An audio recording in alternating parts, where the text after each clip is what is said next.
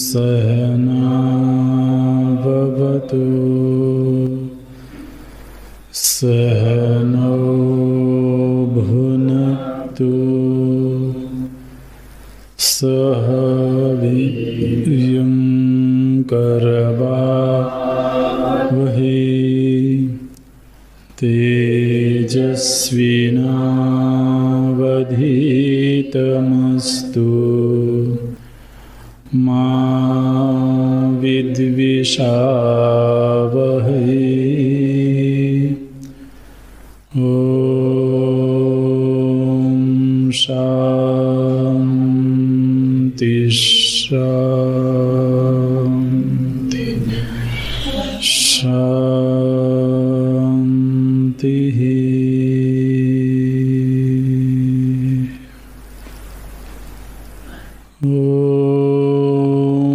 पार्थाय प्रतिबोधितां भगवता नारायणेन स्वयं व्यासेन ग्रथितां पुराणमुनिना मध्ये महाभारतम्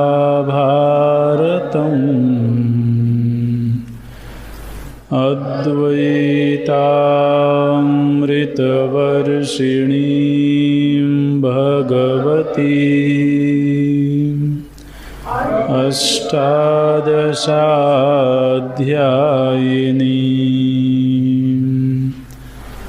अम्ब त्वामनुसन्दधामि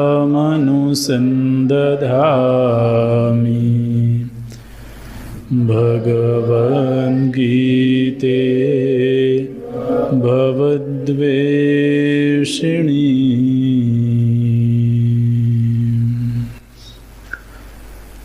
नमोऽस्तु ते व्यासविशालबुद्धे फुल्लारविन्दायतपत्रनेत्र येन त्वया भारततैलपूर्णः प्रज्वालितो ज्ञानमय प्रदीपः प्रपन्नपारिजाताय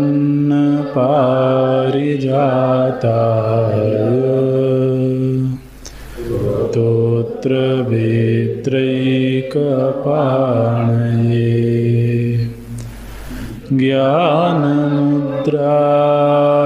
कृष्णाय गीतामृतदुहे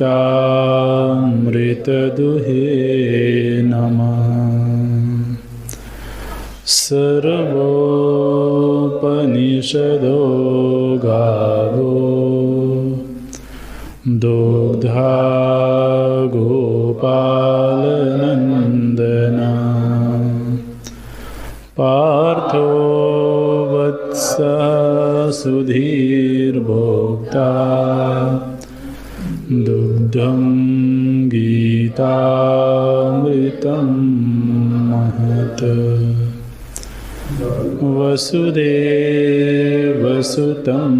देवं कंसचाणूरमर्दनं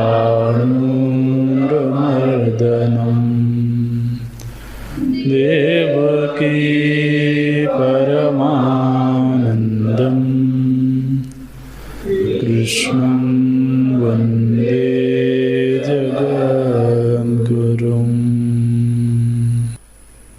कृष्णं वन्दे जगद्गुरुं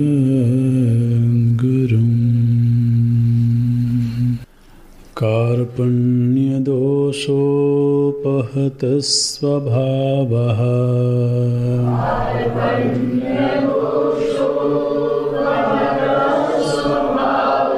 पृच्छामि त्वां धर्मसम्मूढचेताः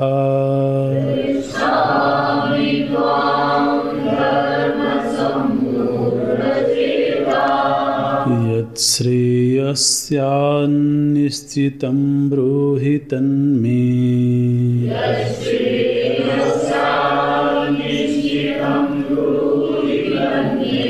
शिष्यस्तेऽहं शाधि मां त्वां प्रपन्नम्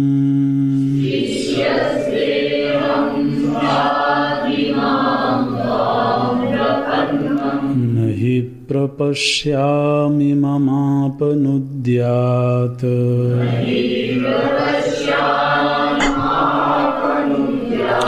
यच्छोकमुच्छोषणमिन्द्रियाणाम्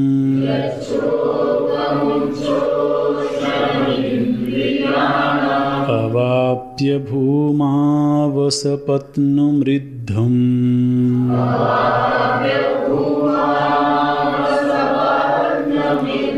राज्यं सुराणामपि चाधिपत्यम्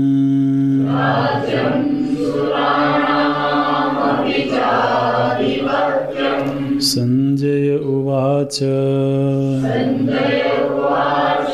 एवमुक्त्वा हृषीकेशं गुडाकेशः परं तप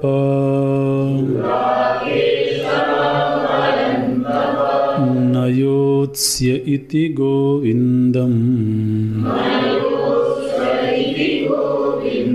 उक्त्वा तूष्णीं बभूवः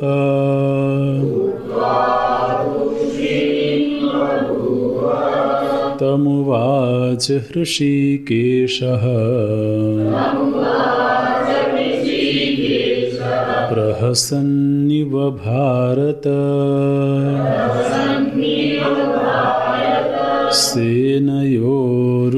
सेनयोरुभयोर्मध्ये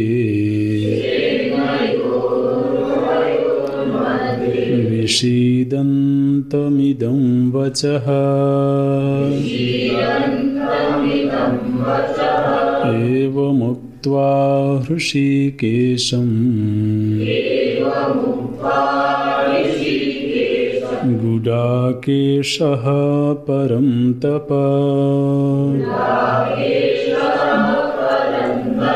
न योत्स्य इति गोविन्दम् उक्त्वा तूष्णीं बभूवः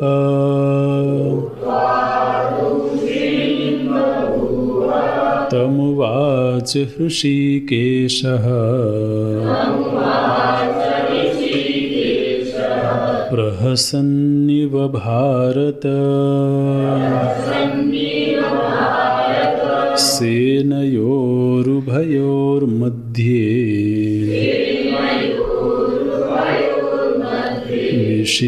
विषीदन्तमिदं वचः विषीदन्तमिदं वचः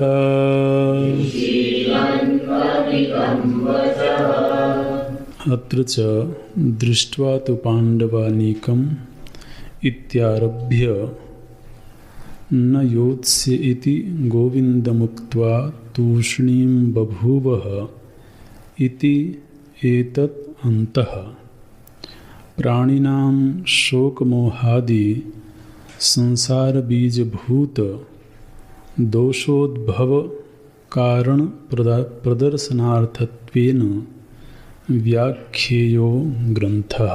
तथा ही अर्जुनेन राज्य गुरु पुत्र मित्र सुहृत स्वजन संबंधी बांधवेषु अहम येषां मम एते इति एवं भ्रांति प्रत्यय निमित्त स्नेह विच्छेदादि निमित्तौ आत्मनः शोकमोहौ प्रदर्शितौ कथं भीष्ममहं संख्ये इत्यादिना।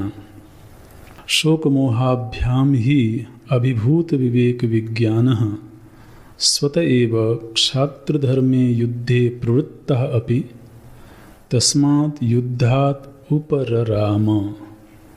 परधर्मं च भिक्षाजीवनादिकं कर्तुं प्रवव्रते।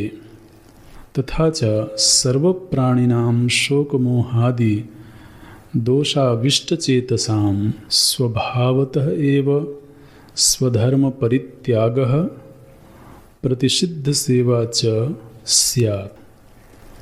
स्वधर्मे प्रवृत्तानाम् अपि तेषां वाङ्मनः कायादीनां प्रवृत्तिः फलाभिसन्धिपूर्विका एव साहंकारा च भवति। तत्र एवं सति धर्माधर्मोपचयात् इष्टानिष्ट जन्म सुख दुःख संप्राप्तिलक्षणः संसारः अनुपरतः भवति इति यतः संसारबीजभूतौ शोकमोहौ तयोः च सर्वकर्मसन्न्यासपूर्वकात् आत्मज्ञानात् न अन्यतः निवृत्तिः इति। तदुपदिदिक्षुः सर्वलोकानुग्रहार्थम् अर्जुनं निमित्तीकृत्य आह भगवान् वासुदेवः अशोच्यान् इत्यादि। यहाँ पर श्री अर्जुन की शिष्य भाव से शरणागति हुई है और ब्रह्म विद्या के प्रवाह की यह एक अनिवार्य शर्त है। तो जब किसी साधक को अपने बौद्धिक सामर्थ्य की सीमा का बोध हो जाए और उससे आगे बढ़ने के लिए उसे किसी के सहारे की अपेक्षा हो, अपने बौद्धिक सामर्थ्य अपने विवेक की सामर्थ्य की सीमा क्या है उसका बोध हो, मैंने उसको ये समझ में आवे कि मैं इतना ही सोच सकता हूँ, मैं इतना ही विचार कर सकता हूँ। धर्म अधर्म के संदर्भ में, जीवन के संदर्भ में, जन्म पुनर्जन्म आदि के संदर्भ में यदि तो कोई चिंतन करता है तो निश्चित रूप से उसे अपने चिंतन की सीमा का बोध होगा और यदि वह उस चिंतन में आगे बढ़ना चाहता है तो उसे अपने से अधिक विवेकवान का सहारा चाहिए। तो ऐसी बौद्धिक निष्पत्ति होने पर ही वह किसी महापुरुष की शरण में शिष्य भाव से जाता है और साधि माम ऐसा निवेदन करता है। प्रायः हम लोगों को हमारा जो अपना अभिमान है, अहंकार है, वो कदाचित प्रपन्न होने में बाधक बनता है।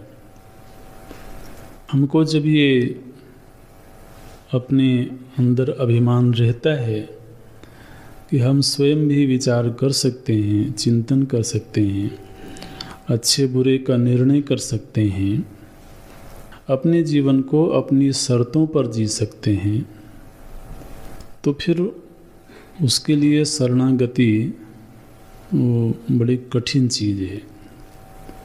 माने एक साथ दोनों चीज़ें नहीं होती हैं। एक तरफ हम अपनी शर्तों पर भी जीना चाहें और दूसरी तरफ हम प्रपन्न भी होना चाहें, ये संभव नहीं दिखता है। ऐसी कोशिश करते हैं हम, लेकिन उसमें दोनों तरफ ही अधूरापना रहता है, क्योंकि एक तरफ पूर्ण प्रपत्ति नहीं हो पाती है और दूसरी तरफ हमें अपने विवेक की सीमा मालूम है, तो उससे हम आगे नहीं बढ़ पाते। तो बड़ी अधूरी स्थिति होती है वो। किसी के वात्सल्य का भाजन बने, ये तो बिना प्रपत्ति के होता नहीं है। तो भगवान के हृदय में तो आत्मविद्या है, वो स्वयं विद्या स्वरूप हैं, लेकिन वह विद्या वाणी का विषय कब बने? जब अर्जुन शिष्य भाव से प्रपन्न हुए। तो बोलते हैं त्वाम प्रपन्नम।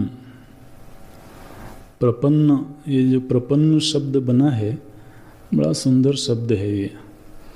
प्रपद, ये जो पैर है ना, पैर का जो तलवे का ऊपरी हिस्सा होता है उसको बोलते हैं प्रपद। तो मानो कि प्रपद को पकड़ लिया। प्रपन्न होना माने क्या? पैर का जो बिल्कुल जहाँ टखना होता है उस हिस्से को पकड़ लेना कि अब तो मैं यहीं रहूँगा और इनको छोड़ूंगा नहीं। तो वो एक सांकेतिक भाव है, तो इसको बोलते हैं प्रपत्ति। वो बोलते हैं कि अब आपके चरण जिधर जाएंगे उधर ही मैं जाऊंगा। चरण पकड़ लेना माने क्या भाई? चरण पकड़ के क्या लाभ होगा? उसका तो सांकेतिक अर्थ ये है कि अब मेरे अपने चरण जिधर ले जाएंगे वहाँ नहीं जाऊंगा, बल्कि आपके चरण जहाँ जाएंगे वहाँ जाऊंगा। ऐसे तो बोलते हैं त्वाम अहम प्रपन्नम शिष्यस्तेहम शिष्य भावेन प्रपन्नम तस्मात् माम शाधि। हे प्रभो, हे केशव, माम शाधि, मुझे शिक्षित करिए। और मुख्य रूप से मेरी प्राप्तव्य अभिलाषा क्या है? बोले यत् श्रेयः स्यात्। अब कोई लौकिक आकांक्षा नहीं है, कोई प्रिय संबंधी कोई आकांक्षा नहीं है, केवल श्रेय संबंधी जो भी साधन हो आप कृपा करके मुझे बताएं। और वैराग्य का उद्घोष किया है श्री अर्जुन ने कि अब मुझे अन्यत्र शरणम अपश्यन्न, अन्य और कहीं भी सुख के लिए, अस्तित्व के लिए शरण स्थली नहीं दिखती है।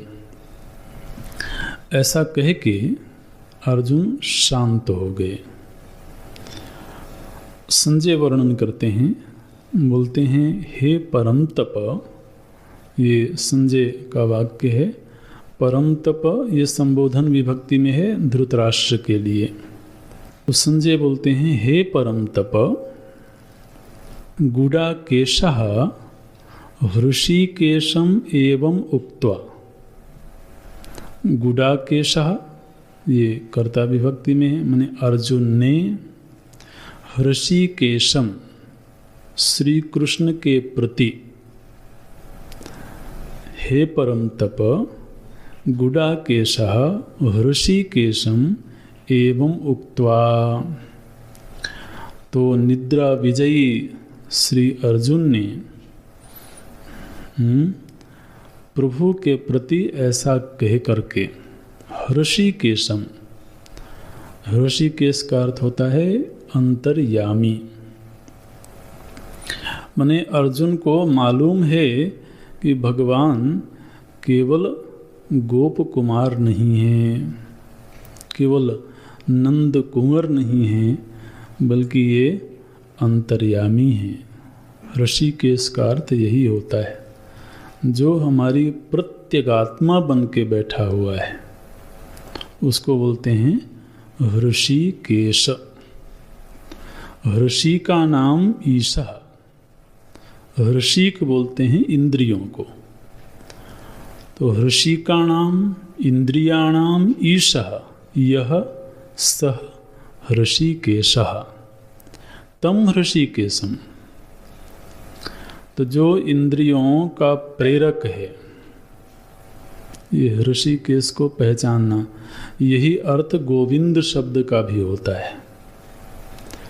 ऋषिकेश और गोविंद, इन दोनों ही शब्दों का एक ही अर्थ है। जो इंद्रियों का प्रेरक है, ऋषिक बोलते हैं इंद्रियों को। तो हमारी इंद्रियां जिसके द्वारा, जिसकी उपस्थिति में क्रियाशील होती हैं, तो ध्रुव जी बोलते हैं ना, योऽन्तः प्रविश्य वाचमिमां प्रसुप्तां संजीवयत्यखिल शक्तिधर स्वधाम्ना। वो बोलते हैं, उनका जब ध्रुव जी की वाणी प्रकट हुई तो उन्होंने इसी तरह से स्तुति करी भगवान की। कौन है भगवान? जो मेरे भीतर बैठ करके यह अंतः प्रविश्य, जो मेरे भीतर प्रविष्ट हो करके, देखो भगवान सामने खड़े हैं, उनकी स्तुति कर रहे हैं, और स्तुति में बोलते क्या हैं? जो मेरे भीतर विराजमान हो करके इमाम प्रसुप्ताम वाचम, मेरी इस सोई हुई वाणी को संजीवयति, जिन्होंने जीवंत कर दिया, जगा दिया, तम पुरुषम अहम ध्यायामि अन्यांश्च हस्तचरण श्रवणत्वगादीन प्राणान नमो भगवते पुरुषाय तुभ्यम। जिन्होंने मेरे हाथ, पैर, आँख, नाक, समस्त इंद्रियों को जिन्होंने उज्जीवित किया, ऐसे पुरुष का मैं ध्यान करता हूँ। तो ऋषिकेश का अर्थ है प्रत्यगात्मा। तो ऐसे भगवान को ये बातें कह करके गुडाकेशः, जो इंद्र निद्रा विजयी हैं, ऐसे श्री अर्जुन ने क्या किया? बोले एवं उक्त्वा, और एवं उक्त्वा माने शरणागति को अभिव्यक्त करके, अपनी जिज्ञासा को प्रकट करके, और फिर एक बात अंत में और बोली उन्होंने। क्या बोला? बोले न योत्से इति गोविंदम एवं उक्त्वा। ये उक्त्वा दो बार आया, एक प्रथम पंक्ति में है एवं उक्त्वा। एवं उक्त्वा माने जो पूर्व के श्लोक में हम लोगों ने पढ़ा वो बोल करके, और फिर न योत्से इति, ये अर्जुन ने बोला था, ये संजय ने सुना। तो बोलते हैं अर्जुन ने कहा न योत्से इति, भगवान मैं युद्ध नहीं करूंगा। ऐसे बोल करके किसके प्रति बोला? बोले गोविंदम। तो भगवान गोविंद के प्रति उन्होंने बोला कि भगवान मैं युद्ध नहीं करूंगा। ऐसा बोल करके तूष्णीम बभूवः, शांत हो करके अर्जुन बैठ गए। तो गोविंद शब्द का अर्थ होता है गवाम विंदति इति। इंद्रियों को गो बोलते हैं। गो गोचर जहाँ लगी मन जाई, ये पढ़ा है ना। तो इंद्रियों को भी गो बोलते हैं। तो इन इंद्रियों को जो प्रेरित करे वो गोविंद है। गवाम विंदति इति। ये इंद्रियां गायें हैं महाराज, इनको चराते हैं। तो प्रभु जी केवल द्वापर में ही गोचारण थोड़े करते हैं, वो नित्य ही गोचारण करते हैं। इस समय में भी जो इन गायों का विचरण हो रहा है, आपकी कर्ण इंद्रिय गीता के विषयों में विचरण कर रही है। चरना माने क्या? विचरना, गोचारण करना, उसका अर्थ क्या होता है? गायों का विचरण करना, विचचार। तो इंद्रियां जहाँ कहीं भी विचरण करती हैं वो उस गोविंद की उपस्थिति में ही विचरण करती हैं। अब उसकी सुने ना सुने ये अलग बात है, लेकिन बिना उनकी उपस्थिति के तो इनका विचरण संभव नहीं है। तो बोलते हैं गोविंदम एवं उक्त्वा, गोविंद से तो अर्जुन ने कहा न योत्से इति, मैं युद्ध नहीं करूँगा, ऐसा कह के वो शांत हो गए। अच्छा, जब अर्जुन शांत हो गए उसके बाद क्या हुआ? धृतराष्ट्र के मन में जिज्ञासा होगी कि अब श्री कृष्ण ने क्या किया होगा। बड़ी प्रबल जिज्ञासा होगी महाराज। तो बोलते हैं तम उवाच हृषिकेशः। अब देखिए हृषिकेशः यहाँ पर तो प्रथमा विभक्ति में आ गया, कर्ता विभक्ति में। हृषिकेश ने ऐसा कहा, हृषिकेशः तम, अब ये तम चला गया द्वितीय विभक्ति, तम अर्जुनम, तम गुडाकेशम। तो उस अर्जुन के प्रति हृषिकेशः उवाच, हे भारत, ये भारत संबोधन भी धृतराष्ट्र के प्रति है, संजय का। बोलते हैं हे भारत, हृषिकेशः तम उवाच। हृषिकेश ने, भगवान श्री कृष्ण ने अर्जुन से ऐसा कहा, लेकिन प्रभु जी ने जब अर्जुन का वक्तव्य सुना तो थोड़ी सी मुस्कान आ गई। तो क्या बोलते हैं? प्रहसन्न इव। वो अट्टहास करके नहीं हंस रहे हैं, इव, इव शब्द लगाया गया। प्रहसन्न इव, हंसते हुए से। महाराज ये जो एक एक शब्द है ना, विद्वानों में इन पर बड़ी मीमांसा होती है। तो इस प्रसंग में हंसने की क्या बात थी? श्री अर्जुन प्रपन्न हुए हैं, शरणागत हुए हैं, जिज्ञासु भाव से शरणागत हुए हैं। तो प्रहसन्न इव, वे तो हमारा आपका सौभाग्य है कि हम गुरुदेव के अनुग्रह से यहाँ गीता जी का अध्ययन कर रहे हैं। अन्यथा ये ग्रंथ तो महाराज सदियों से लोगों के चिंतन का, मीमांसा का विषय रहा है। तो सैकड़ों हजारों टीकाएं इस ग्रंथ पर उपलब्ध हैं समाज में। आप समझिए कि विद्वानों ने कितना चिंतन किया होगा एक एक शब्द पर, एक एक पद पर। बोलते हैं प्रहसन्न इव, थोड़े से हंसते हुए से हृषिकेश ने अर्जुन के प्रति बोला, हे भारत। कहाँ बोला? बोले सेनयोहो उभयोहो मध्य। मैंने भगवान कहीं और लेकर के नहीं गए कि चलो अर्जुन एकांत में चलते हैं और वहाँ चल के तुम्हारी शंका का समाधान करेंगे। तो क्या बोलते हैं? उभयोहो सेनयोहो मध्य। मैंने जहाँ पर वो खड़े थे वहीं चर्चा आरंभ हुई। इसके पीछे भी भाव है कि कोई कह सकता था कि भाई अभी युद्ध भूमि है, अब यहाँ पर अध्यात्म की क्या चर्चा करें। तो चलो थोड़ी देर के लिए युद्ध को विराम देते हैं और कहीं कुटिया में चल के तो इस पर चर्चा करते हैं। बोले नहीं नहीं, उभयोहो सेनयोहो मध्ये एव उवाच। उस सेना के मध्य में ही प्रभु जी ने बोलना आरंभ किया, विषीदंतम इदम वचः। ये जो वाणी आगे अगले श्लोक से आरंभ होगी, इस वाणी को प्रकट किया भगवान ने किसके प्रति?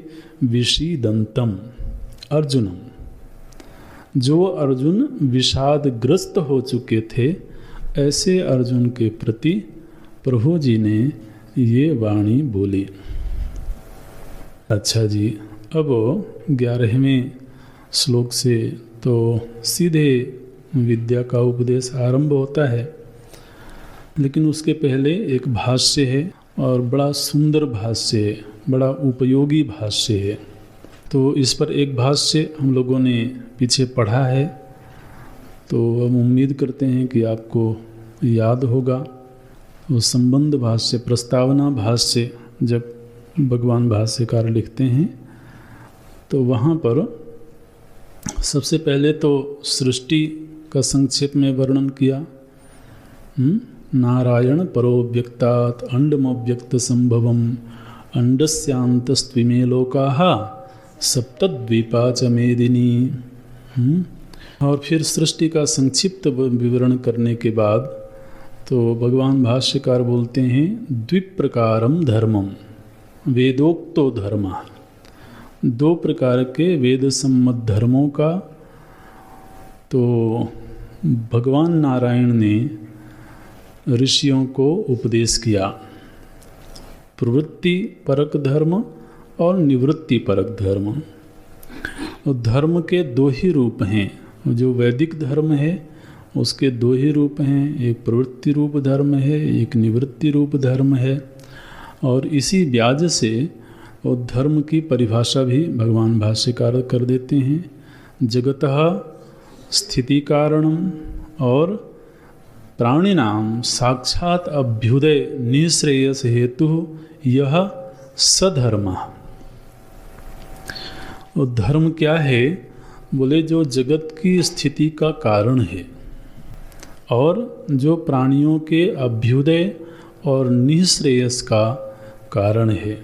तो धर्म के 3 प्रयोजन बताए। ये बड़े महत्व के प्रसंग हैं, इनको बार बार याद रखना चाहिए। प्रामाणिक विषय है। अब हमें पता नहीं कि आप कितना तो पुनरावलोकन करते हैं, कितना चिंतन करते हैं इन विषयों पर। तब जैसे भगवान भाष्यकार बोलते हैं, जगतः स्थिति कारणम धर्म।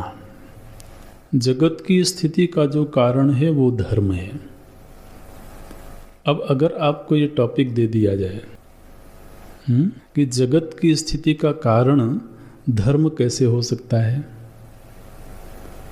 तो आप व्याख्या कर पाएंगे? आप ध्यान रखना, बीच बीच में ऐसे विषय भी दिए जाएंगे। वो केवल ग्रंथ के क्रम से चल रहे हैं वो तो ठीक है, लेकिन पूर्व पठित कोई भी विषय कभी भी दिया जा सकता है। वही धर्म जगत की स्थिति का कारण कैसे हो सकता है? समाज की स्थिति तो ऐसा लगता है कि धन से होती है। क्योंकि इस पर चिंतन हो चुका है इसलिए हम कुछ बोलेंगे नहीं, लेकिन आपको प्ररोचना मिले, थोड़ा सा बुद्धि को कहीं उत्तेजित करने का भाव जगे, वो प्रसंग हम पढ़ चुके हैं। और वो मैंने स्वर्णाक्षर में लिखे हुए वाक्य हैं, उसका कोई बाध नहीं कर सकता है। भगवान भाष्यकार के लेखनी से निकली हुई जो वाणी है वो अकाट्य वाणी है। तो भगवान भाष्यकार धर्म की व्याख्या करते हुए बोलते हैं, धर्म वह है जो जगत की स्थिति का कारण है। अरे धर्म कैसे जगत की स्थिति का कारण हो गया भाई? क्या धन के बिना समाज की स्थिति हो सकती है? काम के बिना समाज की स्थिति हो सकती है? वहां पर तो इनका नाम नहीं लिया गया, केवल धर्म को जगत की स्थिति का कारण बताया गया। और फिर उस धर्म का स्वरूप क्या है? धर्म का तो समाज में अर्थ समझा जाता है हिंदू धर्म, मुस्लिम धर्म। अब इनमें से कौन सा धर्म है जो जगत की स्थिति का कारण है?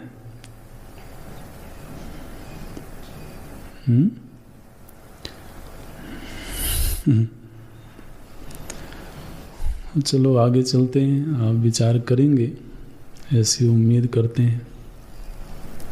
अरे उम्मीद तो कर ही सकते हैं, आप करो चाहे नहीं करो, आपकी बात है। तो बोलते हैं कि द्विप्रकारम धर्मम ग्राह्यामास। और प्रभु जी ने परयुग में अवतार धारण करके वही नारायण के रूप में जो 2 प्रकार के धर्मों का उपदेश उन्होंने ऋषियों को किया था, उसी धर्म का उपदेश फिर अर्जुनम निमित्तीकृत्य, अर्जुन को निमित्त बना करके और भगवत गीता के रूप में पुनः प्रकट किया। तो ये भगवत गीता क्या है? बोले वेदोक्त द्विप्रकार जो धर्म हैं उन्हीं धर्मों की व्याख्या है। ठीक है, माने ये उस धर्म की व्याख्या है जो धर्म जगत की स्थिति में हेतु है। ये उस धर्म की व्याख्या है जो प्राणियों के अभ्युदय और निःश्रेयस का हेतु बनता है। इसलिए भगवत गीता कोई प्रकरण ग्रंथ नहीं है। ये क्या है? बोले सर्व वेदार्थ सार संग्रह भूतम तद इदम गीता शास्त्रम। ये जो गीता शास्त्र है ये केवल वेदांतार्थ नहीं है, वेदांत का सारांश नहीं है, बल्कि क्या है? वेदार्थ, वेद के समूचे अर्थ का सार संग्रह रूप यह ग्रंथ है। तस् संक्षिप्त विवरणम मया करिष्ये। तो इसी ग्रंथ का संक्षिप्त विवरण हम करने जा रहे हैं। ये तो प्रस्तावना भाष्य में संक्षेप में हम लोगों ने पढ़ा। अब तो इस 10वें द्वितीय अध्याय के 10वें श्लोक के बाद भगवान भाष्यकार पुनः भाष्य लेखन आरंभ करते हैं। माने प्रथम अध्याय के तो 47 श्लोक, कितने श्लोक हैं प्रथम अध्याय में? 47, और द्वितीय अध्याय के 10 श्लोक, माने 57 श्लोकों में तो भगवान भाष्यकार के द्वारा भाष्य नहीं लिखा गया, पदभाष्य नहीं लिखा गया और श्लोकार्थ भी नहीं लिखा गया। लेकिन इन 57 श्लोकों में क्या बात कही गई है? इन पूरे के पूरे इस प्रकरण में प्रथम अध्याय के 47 और इस अध्याय के 10, इन 57 श्लोकों में मुख्य विषय क्या था उसका तो संक्षेप में वर्णन भगवान भाष्यकार करते हैं। बोलते हैं अच्छा, आप देखें भगवान भाष्यकार का कौशल। अत्र च दृष्ट्वा तु पांडवानीकम इति आरभ्य, यहाँ से आरंभ करके, कहाँ से? दृष्ट्वा तु पांडवानीकम। ये कौन सा श्लोक है? प्रथम अध्याय का 2 श्लोक। आप बिना पन्ना पलटे बताएं तो ज़्यादा अच्छा लगेगा। तो प्रथम अध्याय के 2 श्लोक से आरंभ करके, क्योंकि प्रथम श्लोक तो वास्तव में धृतराष्ट्र के द्वारा किया गया प्रश्न है, लेकिन मुख्य विषय आरंभ हुआ द्वितीय श्लोक से।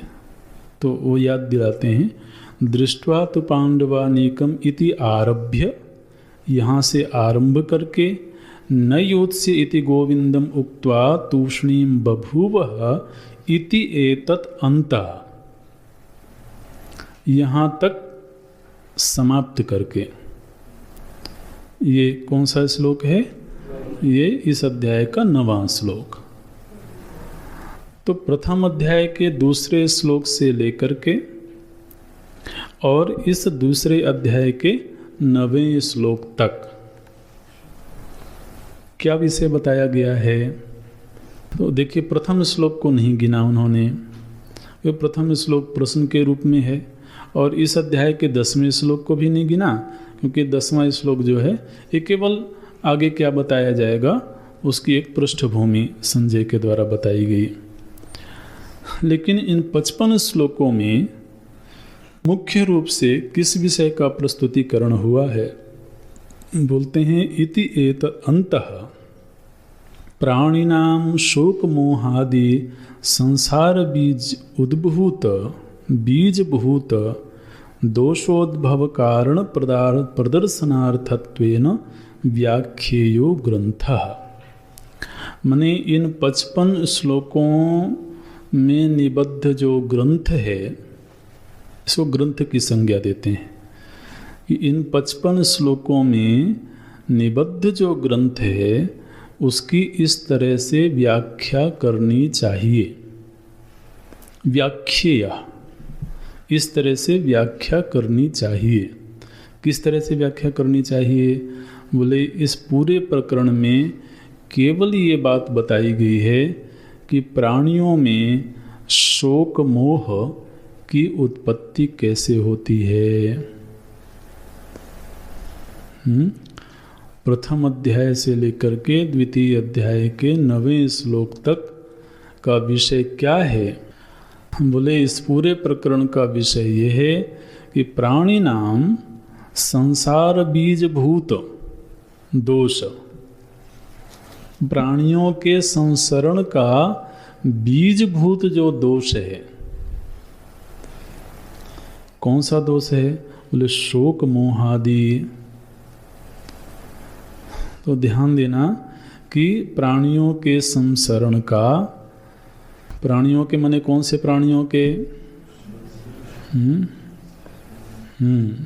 हम लोगों के। यदि हम अपने आप को संसारी मानते हैं तो बोलना जरूरी है। तो यदि हम अपने आप को संसारी मानते हैं तो हमारे इस संसरण का बीज क्या है? बोलते हैं शोक मोह। बोले महाराज ये तो हमने पूरा प्रथम अध्याय पढ़ लिया, कहीं देखने को नहीं मिला कि शोक मोह की तरह। यही तो समस्या है ना, अपने आप दिखने लगे तो फिर बात ही क्या है। तो बोलते हैं व्याख्या इस रूप में व्याख्या करनी चाहिए। किस रूप में? तो संसार बीजभूत दोष, संसार का बीजभूत दोष जो शोक मोह आदि हैं, इन दोषों का उद्भव कैसे होता है? दोष उद्भव कारण प्रदर्शनार्थत्वेन, इन शोक मोह रूपी दोषों के उद्भव का कारण क्या है उसका प्रदर्शन करने के लिए ये 55 श्लोक हैं। तो क्या बात बताई गई कि संसरण का हेतु है शोक मोह। ये शोक मोह क्या है? बोले दोष हैं। इन दोषों की उत्पत्ति किस प्रकार से होती है, ये प्रसंग इस पूरे प्रकरण में बताया गया है। अभी हमारी आपकी जिम्मेदारी है, क्योंकि हम लोग वो प्रसंग पढ़ चुके हैं। और भगवान भाष्यकार की ये दृष्टि है कि ये जो प्रकरण प्रस्तुत हुआ है इसमें मुख्य रूप से क्या विषय बताया गया है कि हमारे संसरण का बीज रूप जो शोक मोह रूपी दोष है, इस दोष का उद्भव कैसे होता है, इस दोष की उत्पत्ति कैसे होती है। बोले महाराज यहाँ तो अर्जुन का प्रकरण चल रहा था, हमारा तो कहीं कोई प्रकरण आया ही नहीं। विचार करो आप हमारी ओर क्यों देख रहे हैं? नहीं ठीक है, अब हमारी ओर ही देख, और कहाँ देखें। तो बोलते हैं तो ये प्रकरण इसमें आया है। स्वयं भगवान भाष्यकार ही व्याख्या करते हैं आगे। देखिए इस तरीके से पहली बात तो ये है कि किसी भी शास्त्र पर चिंतन कैसे किया जाता है, ये कला हम लोगों को सीखनी चाहिए। शास्त्र चिंतन करते समय एक तो होता है पदशः, एक एक पद का अर्थ समझना, ठीक है ना, उसको बोलते हैं पदार्थ।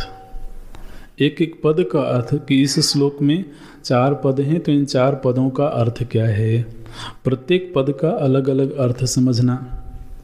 फिर उन अनेक पदों से मिलकर के एक वाक्य बना है तो उस पूरे वाक्य का अर्थ क्या है, वो वाक्य अर्थ समझना। फिर एक श्लोक में मान लीजिए 3 वाक्य हैं, 4 वाक्य हैं, तो उस पूरे श्लोक का अर्थ समझना, उसको श्लोकार्थ बोलते हैं। और फिर तो 4 श्लोक 5 श्लोकों में एक विषय प्रस्तुत किया गया है, तो ग्रंथ में जगह जगह पर अलग अलग विषय प्रस्तुत किए जाते हैं। जैसे पूर्व के अध्याय में तो प्रथम अध्याय में कई विषयों पर चर्चा हुई। एक विषय आया जब दुर्योधन तो द्रोणाचार्य जी के सामने कुछ बातें करता है, वो एक विषय है। फिर जब अर्जुन देखते हैं भीष्म पितामह जी को, द्रोणाचार्य जी को, तो फिर वो अपने कुछ विचार व्यक्त करते हैं। उसमें तो युद्ध के दोष क्या हैं, युद्ध क्यों नहीं करना चाहिए, इससे क्या क्या हानियां हो सकती हैं, तो वो एक विषय लिया गया।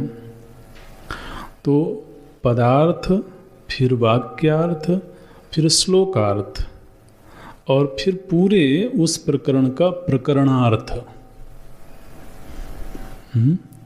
और इस तरीके से तो अनेक प्रकरणों के संयोग से एक ग्रंथ बना, एक शास्त्र बना। पूरे शास्त्र का अर्थ क्या है, आप सोचिए, भाष्यकार के चित्त में पूरा शास्त्र है और उस शास्त्र का पूरा अर्थ है। तो 700 श्लोकों में क्या बातें कही गई हैं वो तो पकड़ में आना चाहिए। तब तो विद्वता है ना, तब तो विद्यार्थी धर्म का निर्वाह हुआ। तब यहाँ पर भगवान भाष्यकार तो इन 55 श्लोकों पर पदार्थ नहीं लिखते हैं, वाक्यार्थ नहीं लिखते हैं, उस पूरे प्रकरण का अर्थ बताते हैं कि इस पूरे प्रकरण में ये बताया गया है कि शोक मोह की उत्पत्ति कैसे होती है। और ये शोक मोह है क्या, बोले यह शोक मोह संसरण का बीज है। अच्छा, कैसे ये शोक मोह का उद्भव हुआ, इसका संकेत कैसे इस प्रकरण में किया गया, तो बोलते हैं तथा ही अर्जुनेन, अर्जुन के द्वारा। ध्यान रखें, अर्जुन जो है ना वो हमारे आपके प्रतिनिधि हैं। अर्जुन नरावतार हैं। नर नारायण जो भगवान के स्वरूप हैं, उसमें नारायण के अवतार श्री कृष्ण और नरावतार श्री अर्जुन। तो नर नारायण अवतार हैं श्री कृष्ण और अर्जुन। तो वो हम सभी जीवों के प्रतिनिधि हैं।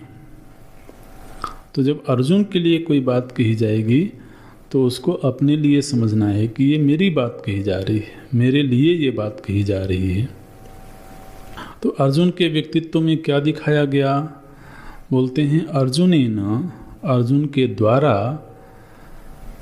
तो ये दिखाया गया कि अर्जुन के चित्त में राज्य, गुरु, पुत्र, मित्र, सुहृत, स्वजन, संबंधी, बांधवेषु अहम येषां मम एते इति एवं भ्रांति प्रत्यय निमित्त स्नेह विच्छेदादि निमित्तौ आत्मनः शोकमोहौ प्रदर्शितौ। अर्जुनेन शोकमोहौ प्रदर्शितौ, अर्जुन के द्वारा शोक और मोह का प्रदर्शन किया गया।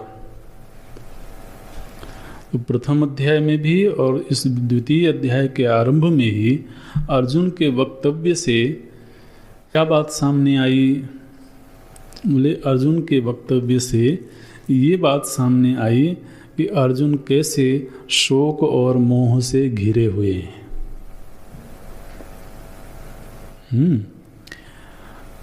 तो भगवान श्री कृष्ण अर्जुन को इस समय किस रूप में देख रहे हैं? बोले वो अर्जुन को देख रहे हैं कि ये व्यक्ति शोक मोह से घिरा हुआ है, इस रूप में देख रहे हैं। तो अर्जुन का जितना वक्तव्य था उस पूरे वक्तव्य की व्याख्या अगर एक वाक्य में करनी हो तो क्या करेंगे कि अर्जुन के सारे वक्तव्य से ये सिद्ध हुआ कि अर्जुन शोक मोह से घिरे हुए हैं। ठीक, और यह शोक मोह ही संसरण का बीज है। और अर्जुन चाहते हैं श्रेय। ठीक, तो श्रेय पाने का साधन क्या होगा? शोक मोह रूप बीज को नष्ट कर देना, है ना। तो अब ये बात केवल अर्जुन की नहीं रही, ये बात हमारी हो गई, क्योंकि हम यदि संसरण में हैं तो निश्चित रूप से ये शोक मोह रूपी बीज होगा, तभी हम संसरण में हैं। तो बोलते हैं अर्जुनेन शोक मोह प्रदर्शितौ, अर्जुन के द्वारा अपने भीतर के शोक और मोह का प्रदर्शन किया गया। ये शोक मोह क्या चीज़ है भाई? क्योंकि ध्यान रखना, भगवान जब उपदेश आरंभ करते हैं तो सबसे पहले उपदेश यहीं से आरंभ होता है, अशोच्यानन्व शोचस्त्वम। सबसे पहले वो शोक को पकड़ते हैं। तो ये शोक और मोह है क्या चीज़? आप जानते हैं वैसे तो, अपनी संपत्ति कौन नहीं जानता।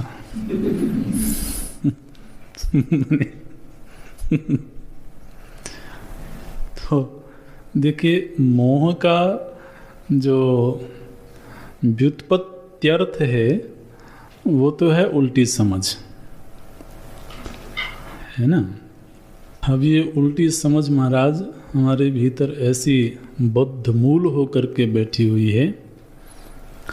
शास्त्र और गुरु बार बार उद्घोष करके कहते हैं कि तुम चेतन स्वरूप हो, और हम जब खड़े होते हैं तो कहते हैं नहीं, मैं तो आदमी हूँ।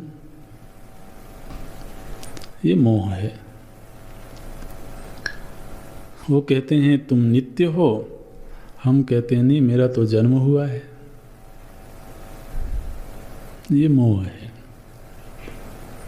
जो चीज़ें कभी स्थायी रह नहीं सकती हैं, बुद्धि बनी हुई है कि ये चीज़ें स्थायी रहें।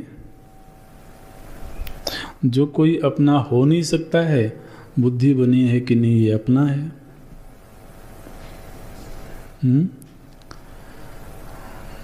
तो आप देखिए जरा, ये मोह का साम्राज्य कैसा है।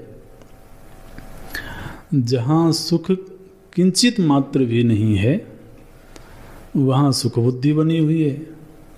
भगवान गीता जी में कहते हैं अनित्यम असुखम लोकम इमं प्राप्य। मतलब लोक के लिए सीधे ही उन्होंने स्टेटमेंट दे दिया असुखम लोकम, और हमको लोक में ही तो सुख दिखता है। ये उल्टी समझ है। तो मोह से घिरे हुए अर्जुन थोड़ी हैं, वास्तव में तो हम ही हैं। फिर जो हमें सुखद लगने वाली चीज़ें हैं और हमें प्राप्त चीज़ें हैं, अब भाई यदि वो अनित्य है तो कभी न कभी जाएगी भी। तो जिसमें सुख बुद्धि है, महत्व बुद्धि है, जब वो चली जाए तो फिर किस चीज़ का जन्म होता है? बड़ा मधुर मधुर शोक का। अभीष्ट वस्तु का क्षय शोक की उत्पत्ति का हेतु है।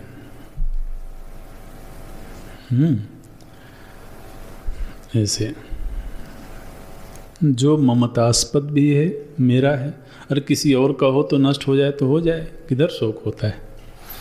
लेकिन जो मेरा है और मेरा हो करके मेरे लिए वो सुखद है, महत्वपूर्ण है।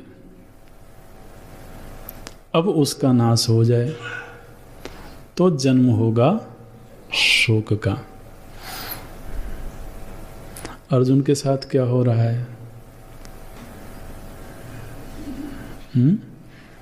ये मेरे हैं, पहले तो ये बुद्धि बनी हुई है, और फिर युद्ध होगा तो क्या होगा?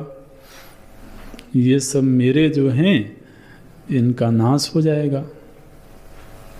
तो अभी वो घटना भविष्य में घटेगी, लेकिन उसका शोक अभी से आरंभ हो गया। वेपथुश्च शरीरे में, जो शरीर में पसीना पसीना हो रहा है, वो क्यों हो रहा है? इसी शोक की वजह से। और शोक की पृष्ठभूमि है मोह। देखिए कैसे बोलते हैं, अर्जुनेन राज्य गुरु पुत्र मित्र। अब भाई आप गीता पढ़ने जा रहे हो ना, कोई कहानी तो पढ़ने जा नहीं रहे हो, इसलिए अब ऐसे विषय तो आने ही चाहिए। बोलते हैं राज्य गुरु पुत्र मित्र सुहृत स्वजन संबंधी बांधवेशु, इन सभी में, किसमें? राज्य में, गुरु में, पुत्र में, मित्र में, सुहृदों में, स्वजनों में, संबंधियों में और बंधुओं में, इन सभी में क्या है? बोले अहम एषाम, मैं इनका हूँ। अच्छा, और मम एते, क्या मधुर भाव है भाई, ये तो बड़े प्यारे प्यारे भाव हैं। मैं इनका हूँ और ये मेरे हैं। अब दुनिया में तो महाराज ये बड़ी सुखद अनुभूतियाँ हैं, लेकिन भगवान भाष्यकार क्या कहते हैं? अब ये सन्यासी है ना, इसलिए इनको तो बहुत ज़्यादा मोह की बातें समझ में आती नहीं है। क्या बोलते? इति एवं भ्रांति प्रत्यय। तुम इसको बहुत ग्लोरीफाई कर रहे हो, क्या है ये? बोले ये मूर्खता का परिणाम है। क्या है? भ्रांति प्रत्यय। ये चिल्ला चिल्ला के कह रहे हो, देखो ये मेरे भाई, आप चिंता मत करना, तो ऐसे ही बोलेंगे भाई, भगवान भाष्यकार बोल रहे हैं, ये मेरा राज्य, ये मेरे गुरु, ये मेरे पुत्र, मेरे बंधु, मेरे भाई, मेरे माता पिता, आखिर यही सब तो जीता है आदमी। और यहाँ क्या कह रहे हैं? अहम एषाम मम एते। बस इसको अंडरलाइन कर लेना। जो संसरण है वो बस इस एक वाक्य में ही घिरा हुआ है। आप विचार करके देखना, बार बार विचार करना। मैं इनका हूँ, ये मेरे हैं। ये जो प्रत्यय है, इसको इन्वर्टेड कामा में रखा गया है। ये जो प्रत्यय है, यही प्रत्यय शोक और मोह का जनक है। इस प्रत्यय के बिना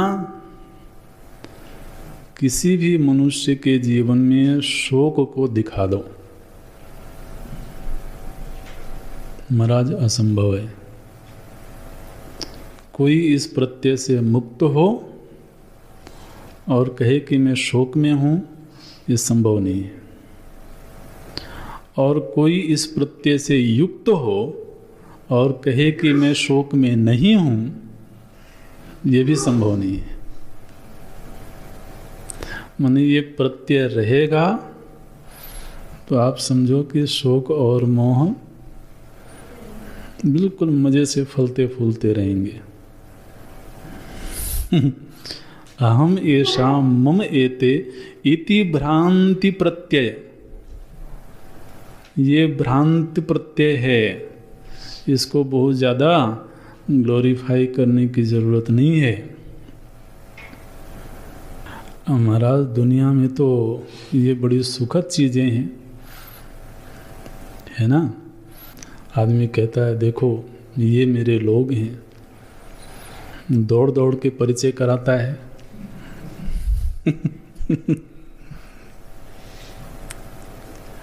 और इससे विपरीत क्या है, अगर किसी को ये अनुभव होवे कि मेरा कोई नहीं है, ये बड़ा पीड़ादायक अनुभव है।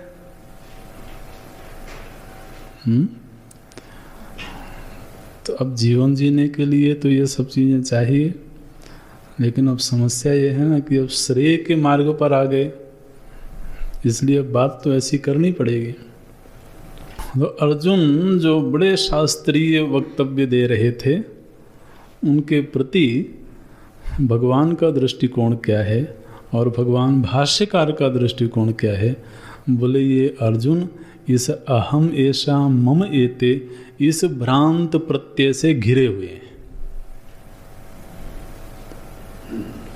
अहम ऐसा मम एते इति भ्रांति प्रत्यय निमित्त स्नेह, और इस भ्रांत धारणा के आधार पर ही इनका लोगों के साथ स्नेह का संबंध बना हुआ है।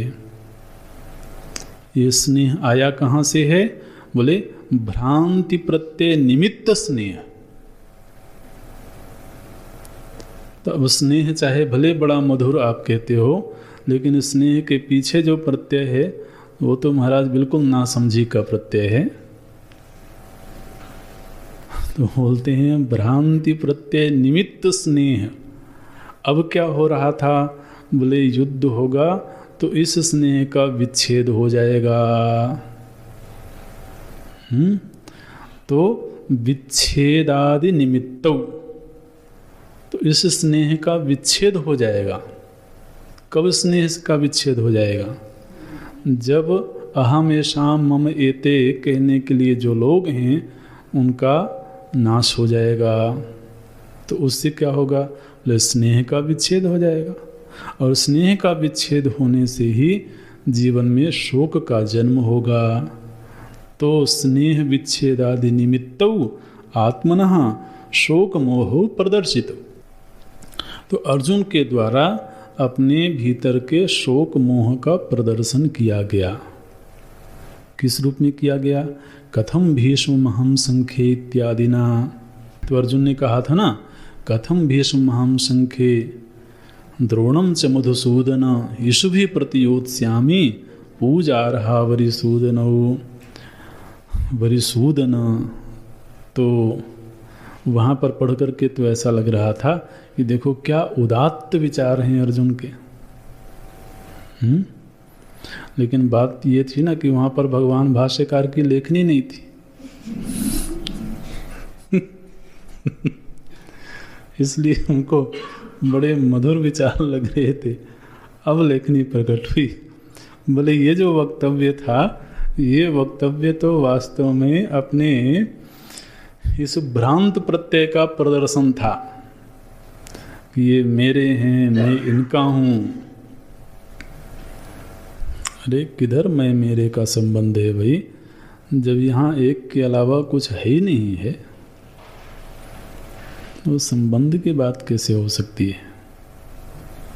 इसलिए शोक मोह तो तब तक बना रहेगा जब तक अहमेशाम मम एते ये प्रत्यय बना रहेगा।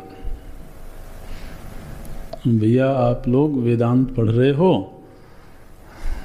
तो अब ये तो करना पड़ेगा। एक तरफ इस प्रत्यय को भी सुरक्षित रखने की कोशिश करें, इसको भी जीते रहने की कोशिश करें, और दूसरी तरफ सोचें कि वेदांत का जो फल है वो हमारे भीतर प्रकट हो जाए। ये तो अशक्य अनुष्ठान है। शोक मोह की निवृत्ति तो जब तक बीज बैठा हुआ है तब तक फलित होता रहेगा। ज़्यादा से ज़्यादा ये होगा कि आप उसकी टहनियाँ काट दोगे, उसकी जो शाखाएं हैं उनको काट दो। उस शाखाओं के काट देने से वृक्ष थोड़ी नष्ट होगा। वो तो असंग शस्त्रेण दृढ़ेन छित्त्वा। किससे असंग? अहमेशाम मम एते, ये तो काटना पड़ेगा। इसलिए बिना विरक्ति के, बिना वैराग्य के बड़ा मुश्किल काम है। वो बोलते हैं शोक मोह प्रदर्शितो कथम भीष्महम संख्ये इत्यादि ना। तो अब आपके समझ में ये बात आ गई होगी कि अर्जुन के द्वारा जितना प्रकरण प्रस्तुत किया गया उसका मूल तात्पर्य क्या है कि एक जीव के भीतर किस तरह से संबंधों को लेकर के स्नेह भाव बना रहता है। और वो स्नेह भाव कहाँ से आता है? अहमेशा ममयेते, ये मूल प्रत्यय है जो हमारे भीतर बैठा हुआ है। और अहमेशा मम एते, ये स्नेह का जन्म देता है। और स्नेह का कभी न कभी तो विच्छेद होता ही है। तो विच्छेद होता है तो शोक का जन्म होता है। तो बस ये जो संसार परंपरा है ये निरंतर आगे से आगे प्रवाहित होती रहती है। अब ये अर्जुन के निमित्त से ये हमारे आपके जीवन की कहानी है। तो अब देखिए, जब एक बार अर्जुन इस वृत्ति से घिर गए तो क्या हुआ?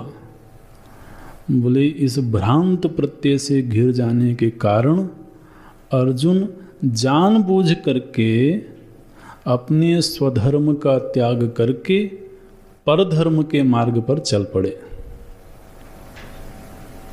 बोलते हैं शोक मोहाभ्याम ही अभिभूत विवेक विज्ञान।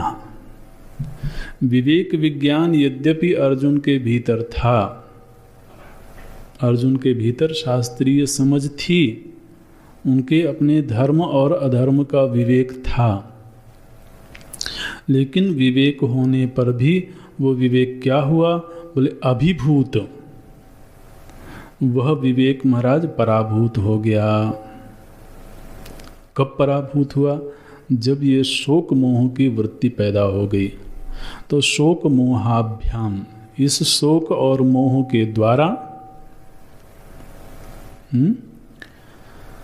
मोह क्या था अर्जुन में कि ये मेरे अपने लोग हैं और इनके रहने से मुझे सुख मिलेगा, ये मोह था। और इनके नष्ट हो जाने से शोक पैदा होगा। तो ये जो शोक और मोह है, इसी शोक और मोह ने उनके भीतर के विवेक को अभिभूत कर दिया, दबा दिया। शोक मोहाभ्याम ही अभिभूत विवेक विज्ञान। तो जब उनका विवेक दब गया तो क्या हुआ? बोले स्वत एव क्षात्र धर्मे युद्धे प्रवृत्ता अपि, यद्यपि उन्होंने स्वयं ही क्षात्र धर्म में प्रवृत्त होने का निर्णय लिया था। क्षात्र धर्म माने युद्ध में, क्षात्र धर्म उस समय युद्ध है, तो युद्ध में प्रवृत्त होने का निर्णय स्वयं अर्जुन के द्वारा लिया गया था। स्वतः एव क्षात्र धर्म में युद्धे प्रवृत्ता अपि, माने किसी ने जबरदस्ती नहीं कहा था कि आप युद्ध में चलो। उन्होंने स्वयं ही पूर्व से न जाने कितने सालों से इस युद्ध की तैयारी करी थी, अस्त्र शस्त्र का अनुसंधान किया था, शस्त्रों का संग्रह किया था युद्ध के लिए। तो इसलिए स्वयं ही उनकी इस छात्र धर्म में प्रवृत्ति हुई थी। लेकिन फिर भी शोक मोह के द्वारा जब इनका विवेक अभिभूत हो गया तो क्या हुआ? बोले तस्मात् युद्धात् उपररामा, वो स्वयं के द्वारा चुने हुए युद्ध रूपी धर्म से उपराम हो गए। ये उपरामता कहाँ से आई? बोले विवेक के अभिभूत हो जाने से, विवेक के दब जाने से। विवेक अभिभूत कैसे हुआ? शोक और मोह के उदय होने से। ये शोक और मोह आया कहाँ से? अहमेशा मम एते, इस भ्रांत प्रत्यय के निमित्त से। ऐसे समीकरण बनाना चाहिए। तो महाराज क्या हुआ? बोले स्वत एव क्षात्र धर्मे युद्धे प्रवृत्तः अपि तस्मात् युद्धात् उपरराम। उस युद्ध से तो उपराम हो गए और क्या किया? बोले परधर्मम च भिक्षा जीवनादिकम कर्तुम प्रवव्रते। और जो दूसरे का धर्म था, अब स्वधर्म का तो त्याग कर दिया उन्होंने, और निर्णय क्या किया? बोले परधर्मम, दूसरे का धर्म। दूसरे का धर्म क्या है? बोले भिक्षा जीवनादिकम। तो भिक्षा जीवन रूपी जो दूसरे का धर्म था, उस धर्म को करने में प्रवृत्त हो गए, कर्तुम प्रवव्रते। तो ये अर्जुन की स्थिति हुई। मूल में ये अहम येषाम मम एते, ये प्रत्यय जब तक बैठा हुआ है वो शोक मोह को जन्म देता रहेगा, और ये शोक मोह का जन्म होता रहेगा तो व्यक्ति अपने धर्म का त्याग करके अधर्म में प्रवृत्त होता रहेगा। ये तो अर्जुन के जीवन में घटना घटी, हम सभी अपने अपने जीवन में देख सकते हैं। जब जब हमारी अधर्म में प्रवृत्ति हुई है, जब जब हमारी परधर्म में प्रवृत्ति हुई है, तो खोजना कि उसके यही कारण थे या कुछ और कारण था। तथा च सर्व प्राणी नाम, ये तो अर्जुन में दिखाया गया इस प्रसंग में, लेकिन तथा च बिल्कुल ऐसे के ऐसे ही, जैसा अर्जुन के प्रसंग में देखने को मिलता है, बिल्कुल ऐसे ही सर्व प्राणी नाम, सभी मनुष्यों में, सभी प्राणियों में शोक मोहादि दोषाविष्ट चेतसाम, जिनका चित्त शोक और मोह आदि दोषों से आविष्ट है, जिनका चित्त इन शोक और मोह के दोषों से घिरा हुआ है। आप देखिए महाराज, दुनिया में सारे उपद्रव इन्हीं की वजह से होते हैं। ये मेरा है, ये मेरा है, ये मेरा है। आप किसी भी क्षेत्र में देखिए, राजनीति के क्षेत्र में लोग कहते हैं ये बड़े तो भ्रष्टाचार करते हैं, पता नहीं क्या क्या चार करते हैं, अनाचार करते हैं, भ्रष्टाचार करते हैं, दुराचार करते हैं। ये सारे चार कहाँ से होते हैं? अहम येषाम मम एते, ये मेरा है, मैं इनका हूँ, इनके लिए जीना है, इनके लिए संग्रह करना है। यही सारे उपद्रव का कारण बना हुआ है। तो बोलते हैं सर्व प्राणी नाम शोक मोहादि दोषाविष्ट चेतसाम, शोक मोह आदि दोषों से आविष्ट, शोक मोह आदि दोषों से घिरा हुआ जिनका चित्त है, वो क्या करते हैं? बोले स्वभावतः एव स्वधर्म परित्यागः, वो जानबूझ करके अपने धर्म का परित्याग करते हैं। एक व्यक्ति ने निर्णय लिया कि मुझे समाज सेवा करना है, राजनीति की सेवा करना है, देश की सेवा करना है, और सामने महाराज पुत्र मोह आके खड़ा हो गया। अब उसने किस स्वधर्म का चुनाव किया था? लोक सेवा का। और सामने जब मोह आ गया तो क्या हुआ? स्वभावतः एवं स्वधर्म परित्यागः, वो जानबूझ करके, जानते हुए कि मेरा कर्तव्य तो ये था, मेरे पद मेरी प्रतिष्ठा के अनुसार, लेकिन क्या किया? बोले स्वधर्म परित्यागः, अपने धर्म का परित्याग कर दिया। और प्रतिषिद्ध सेवा च स्यात्, और जो निषिद्ध कार्य था उसमें वो लग गया, प्रतिषिद्ध की सेवा करने लगा। प्रतिषिद्ध सेवा च स्यात्, किसमें? सर्व प्राणी नाम, सभी प्राणियों की यही कहानी है। जब जब हम अपने धर्म का त्याग करके परधर्म में प्रवृत्त हुए हैं, और परधर्मो भयावह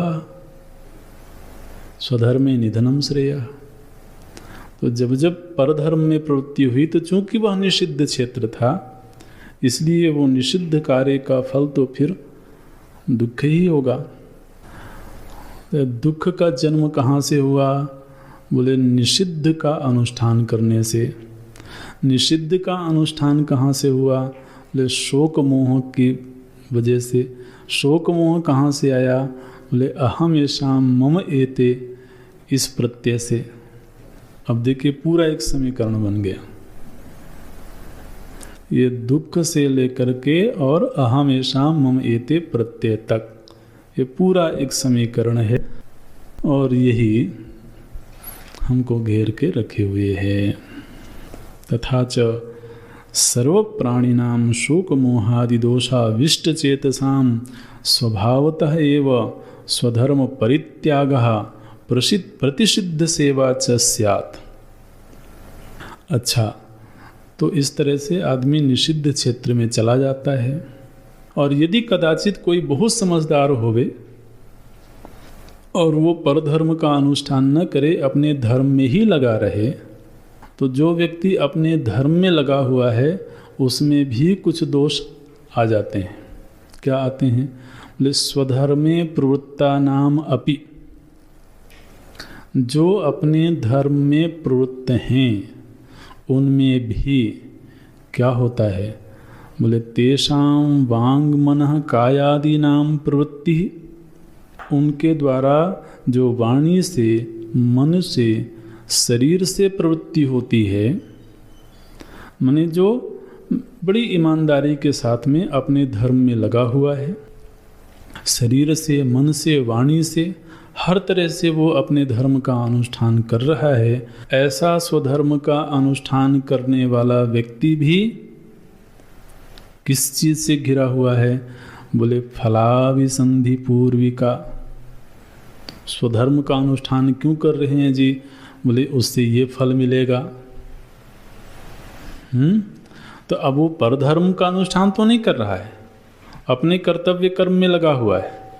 लेकिन अपने कर्तव्य कर्म में लगा हुआ व्यक्ति भी किस लिए लगा हुआ है? बोले इससे ये फल मिलेगा, फिर ये फल मिलेगा, फिर ये फल मिलेगा।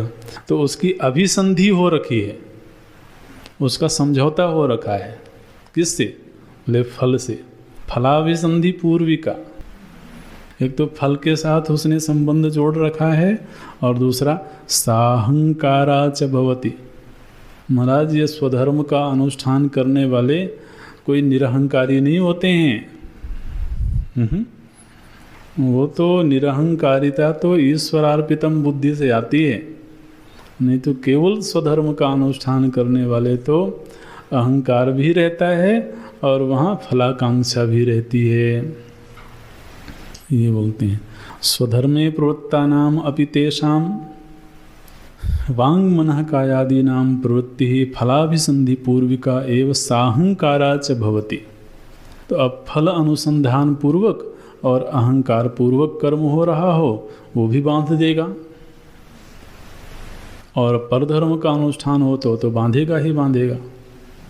इस तरह से तत्र एवं सति, ऐसा होने पर, माने चाहे व्यक्ति परधर्म का अनुष्ठान कर रहा हो चाहे स्वधर्म का अनुष्ठान कर रहा हो, इन दोनों ही स्थितियों में ऐसा होने पर, तत्र एवं सति का मतलब है ऐसा होने पर क्या होगा?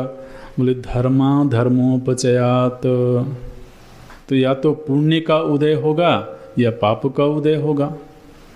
परधर्म का अनुष्ठान करेगा तो पाप का उदय होगा, स्वधर्म का अनुष्ठान करेगा तो पुण्य का उदय होगा। तो चाहे पुण्य का उदय हो या पाप का उदय हो, दोनों ही संसार के कारण हैं। ऐसा थोड़ी कोई बहुत पुण्यात्मा है तो संसार से मुक्त हो गया। भाई अच्छा कमाया है तो उसे भी तो भोगना पड़ेगा। तो बोलते हैं तत्र एवं सति धर्माधर्मोपचयात इष्टानिष्ट। तो चूंकि धर्म और अधर्म दोनों का ही उपचय हुआ है, उपचय हुआ माने संग्रह हुआ है, तो पाप और पुण्य दोनों का संग्रह किया। अच्छा, जब दोनों का संग्रह हुआ तो उससे फल क्या मिलेगा? बोले इष्ट भी फल मिलेगा और अनिष्ट भी मिलेगा। तो इष्ट अनिष्ट, जन्म सुख दुख संप्राप्ति लक्षण धर्म, इष्ट और अनिष्ट को प्रदान करने वाला जो संसरण है, उस संसरण से कभी भी उपराम नहीं हो पाता। अनुपरतः भवति, कभी उपराम नहीं हो पाता है। इति यतः संसार बीजभूतौ शोक मोह। इससे निर्णय क्या निकला कि इस पूरे संसरण का बीज जो है वो शोक और मोह है। भगवान ये तो पकड़ में आ गया कि संसार का बीज शोक और मोह है। अब आप कृपा करके ये बताइए कि इससे कैसे उपराम हुआ जाए, इस शोक और मोह से निकलने का उपाय क्या है?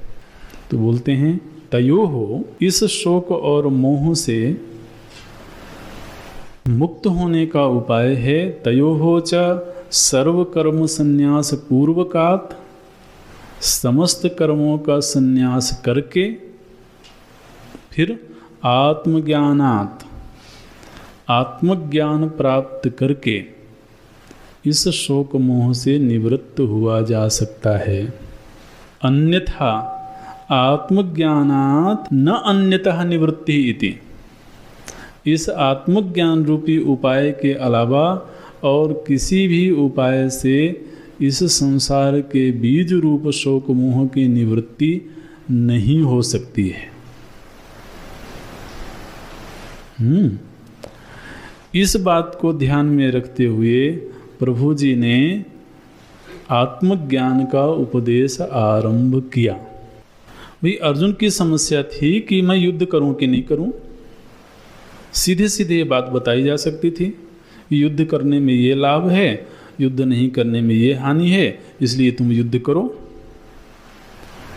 लेकिन बात उतने से पूरी नहीं होगी। जब तक संसरण के मूल बीज का उच्छेद नहीं होगा तब तक ये प्रश्न हमेशा बने रहेंगे। इस बात को ध्यान में रखते हुए प्रभु जी ने तद उपदिदिक्षु, इसलिए उस आत्मज्ञान के उपदेश की इच्छा रखते हुए उपदिदिक्षु, उपदेश करने की इच्छा रखते हुए प्रभु जी के मन में एक इच्छा है कि मैं इस आत्मज्ञान का उपदेश करूं, इसलिए उपदिदिक्षु। और उपदेश किसके लिए कर रहे हैं? केवल अर्जुन के लिए? बोले नहीं, सर्वलोकानुग्रहार्थम अर्जुनम निमित्तीकृत्य, अर्जुन को केवल निमित्त बनाया प्रभु जी ने, लेकिन उपदेश किसके लिए कर रहे हैं? हमारे आपके लिए। सर्वलोकानुग्रहार्थम अर्जुनम निमित्तीकृत्य आह भगवान वासुदेवः अशोच्यान इत्यादि। तो भगवान श्री वासुदेव ने तो हम सभी को शोक मोह से निवृत्त होने के लिए आत्मज्ञान का उपदेश अर्जुन को निमित्त बना करके करने जा रहे हैं। इसको बोलते हैं महाराज भाष्य। पूर्व के पूरे प्रकरण का तात्पर्यार्थ बताना और आगे जो प्रकरण आएगा उसका पूरा अर्थ बता देना कि आगे उपदेश किस विषय का किया जाएगा। इसलिए एक एक वाक्य बड़े महत्व का है, एक एक पद। ओम पूर्णमदः पूर्णमिदं पूर्णात् पूर्णमुदच्यते पूर्णस्य पूर्णमादाय पूर्णमेवावशिष्यते। ओम शांति शांति शांति। हरि ओम श्री गुरुभ्यो नमः। हरि ओम।